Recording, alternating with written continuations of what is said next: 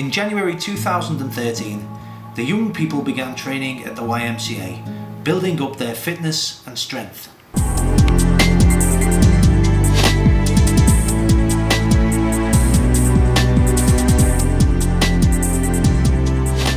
Thanks to funding received from Lancashire Children's Trust, Sportivate, Lancashire County Council, Simpson Miller and Maxwell Gillard Solicitors and Lancaster Round Table, we were able to purchase 10 brand new bikes for the programme.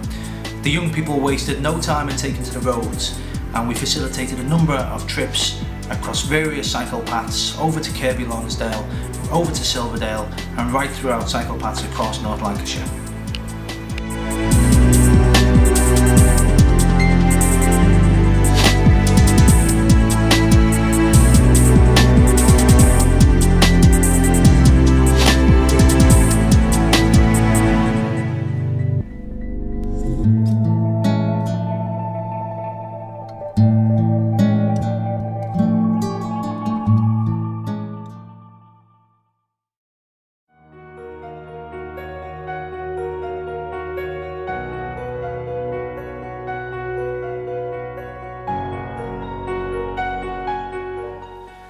As part of the Lancaster Youth Challenge, the young people decided to raise money for a local charity, and they decided upon Unique Kidz & Co, who work with disabled young people and are based at the Loyne Specialist School in Lancaster. It was clear to see the amazing work that Unique Kidz & Co deliver, and we went along to meet with the young people and spend a day getting to know them.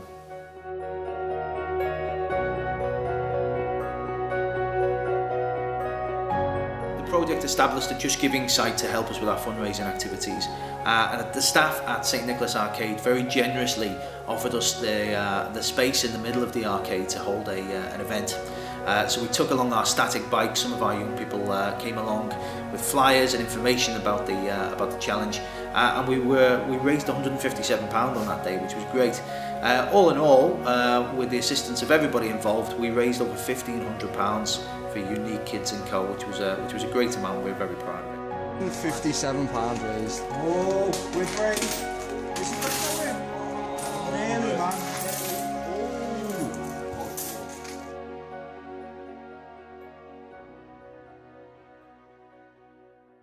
Day one was just a mixture of nerves, excitement, just real anxieties all combined into one. And the young people, I remember sort of turned up to my house about sort of 8 o'clock, 8:30 in the morning with all the kit, and that was when the hard realisation sort of really kicked in that we was actually setting off on this 220-mile cycle ride.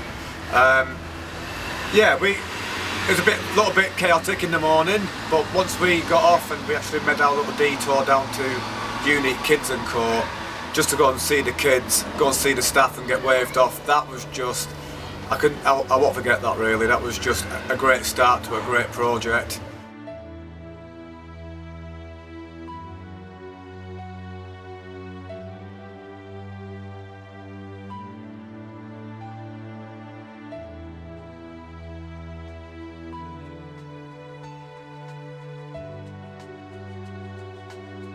When we sort of hit the Shap, sort of Kendall area, that's when our true test of strength came in. And we struggled, every one of us struggled on that hill. It was windy, it was cold, you know, we were pretty fatigued, but everyone just came together, we all just gelled and everyone just pulled each other through.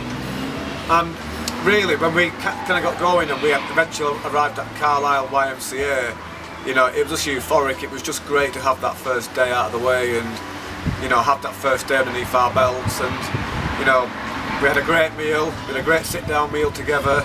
We went swimming for the evening. That was awesome, and just that real team, that unity after the first day made it so much easier to complete the following 2 days. Alright, so we're here with Yak. We're just about to set off to Lanark on the second day. We're in Carlisle. Yak, how are you feeling about the trip so far?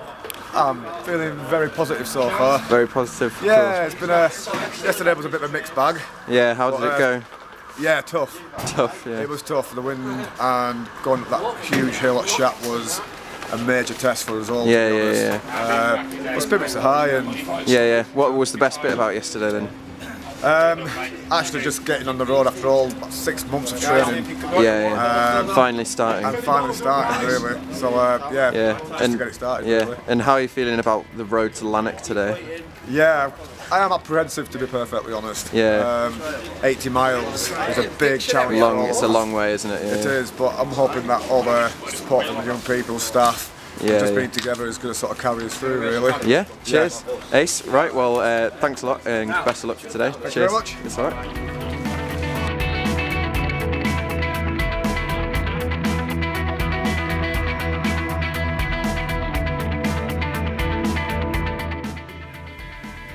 Within a few hours of leaving Carlisle, we arrived at the Scottish border, which really energised the team.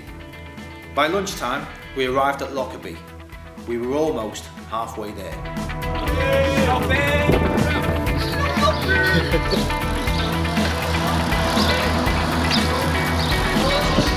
Well done, boys.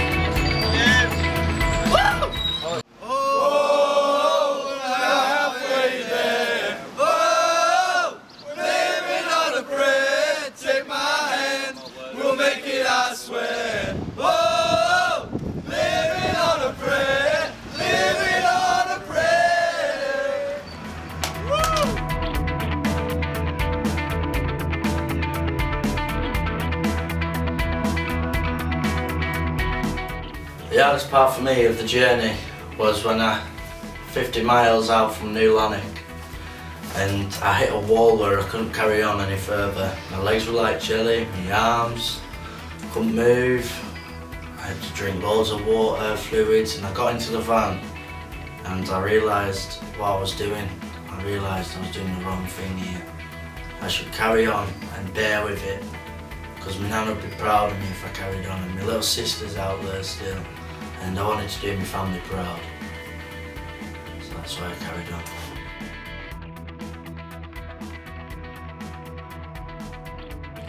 The highlight for me over the whole expedition was certainly the second day. This was the toughest day by a long way in cycling terms. Over 80 odd miles covered, probably a good 5,000 feet of climbing, which by any stretch of the imagination was tough. The one young lady, Sophie, on the ride showed her true colours on that day. There was many a time when she had run out of energy, run out of go, run out of strength, but still found the grit and determination to see the day through. And it was nothing short of inspirational seeing what that young lady could produce when she needed to. Come on, Sophie! Come on! Woohoo!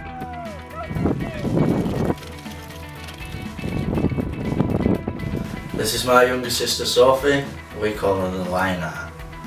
The reason we call her the Lionheart is because she's the only girl. Number two, she's the heart of the team. Come on!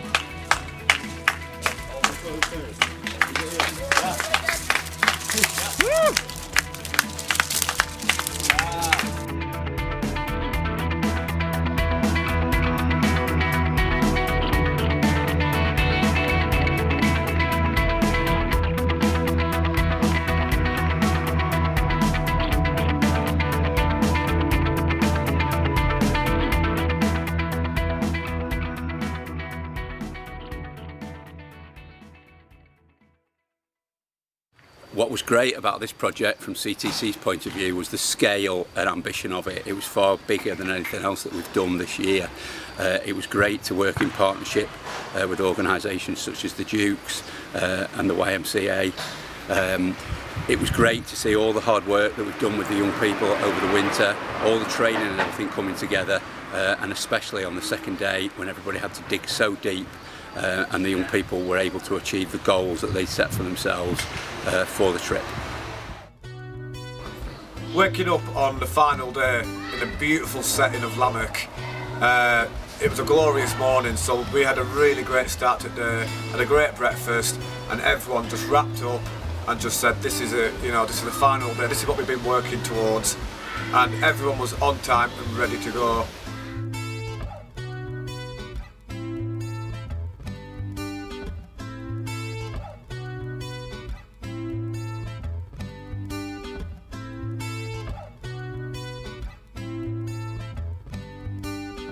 Spirits were high as we pushed on the final 40 miles to Edinburgh. We stopped for lunch and we could almost see the finish line in our sights. The hardest part was now behind us. The challenge was nearly complete.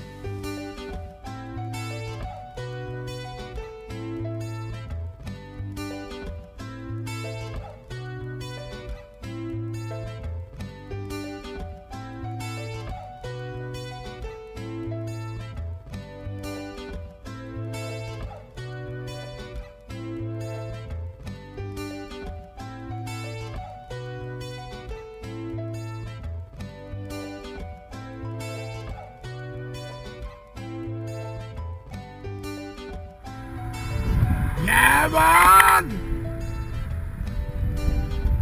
There we go! There's the finish line, boys! Probably the most amazing feelings crossing that finishing line. We've been through such a journey since January, and we've experienced so many ups and downs and so many emotions. It was just superb to see how fit the young people were, how well knitted they were, cycling through the finishing line. So an amazing feeling. We raced across the finish line on the Forth Road Bridge. We were here, we'd done it. 3 days, 220 miles, we'd achieved it. The challenge was complete. What a feeling. We were ecstatic, over the moon. Well done, everybody.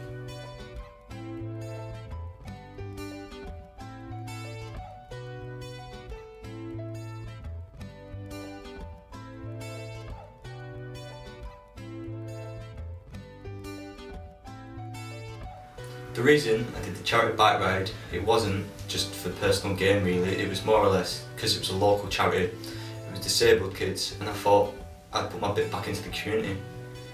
And well, I did get personal gain as well, not physically, well not just physically, but both mentally as well.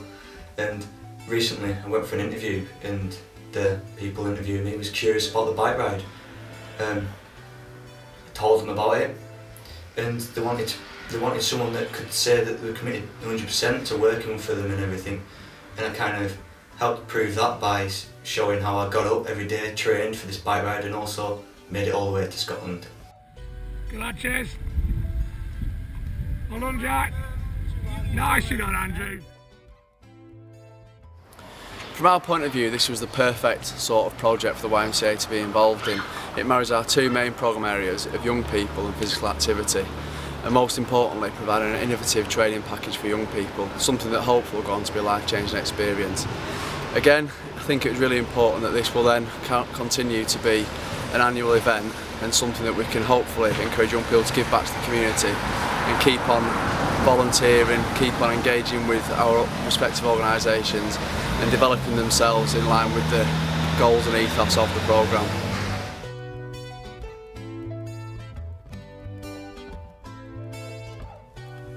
From the Duke's perspective, we were really pleased with the Lancaster Youth Challenge. It was a real success for all of us and we hope that it becomes an annual programme of activity. The Dukes are part of the LYC because it offers us the opportunity as a cultural provider to engage with young people who wouldn't normally come through our doors and access the type of work that we can offer. We fundamentally believe that engagement in the arts and creativity can have a life-changing effect, and so by being part of similar projects such as this, it allows us that opportunity to reach new young people and to engage them in positive creative endeavour. So Sophie, did you think you'll make it? No, not at the start, but once I done the second day, because it was 80 miles, I thought I could do it. Well done, yeah. What's next then? Tower to Tower, Blackpool to Paris. Oh.